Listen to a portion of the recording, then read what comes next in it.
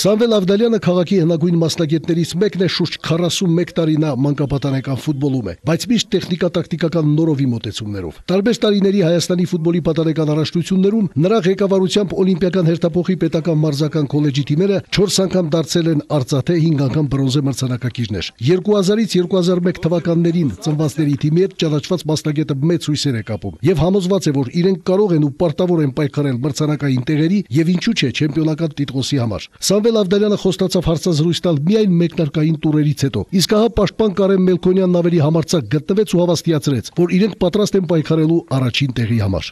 Մենք այս տարի խաղալու ենք Հայաստանի առաջնությանը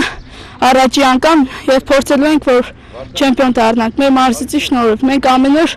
աշխատում ենք քեզնաջան, որ Հայաստանի առաջնությանը լավ խաղանք։ Առայժմ մարզումային փուլի միջոցով ավագ մարզիչ Սամվել Ավդալյանը ճշգրտում է թիմի հիմնական կազմը եւ աչքի տակ ունի առնվազն 7 ֆուտբոլիստերի, որոնք իրենց ընդհանուր խաղամակարդակով կարող են հանդես գալ Հայաստանի պաշտոնական առաջնությունում։ Նրանք են դարպասապահ Վահան Կաղզվանցյանը, պաշտպաններ Կարեն Մելքոնյանը, Գոր Հակոբյանը, կիսապաշտպաններ Յուրա Մանուկյանը, Արթուր Գասպարյանը եւ հարձակվողներ Սամվել Ավդալյանն ու Նարեկ Նալբանդյանը։ Առաջին քայլը միշտ էլ դժվար է։ Գյումրիի Շիրակի բոլոր առաջատար ֆուտբոլիստները սկսել են հենց մանկապատանեկան հերթափոխից եւ քոլեջի տնօրեն Հակոբ Փանոսյանն էլ նպատակ ունի ոչ միայն բարձր արդյունքներով հանդես գալ, այլև մեր քաղաքի վարպետ թիմին օգտակար լինել խոստումնալից կադրերով։ Սեպտեմբերը վճռական ամիս է այս թիմի համար, քանի որ ինչպես ասում են, լավ սկիզբը գործի կեսն է։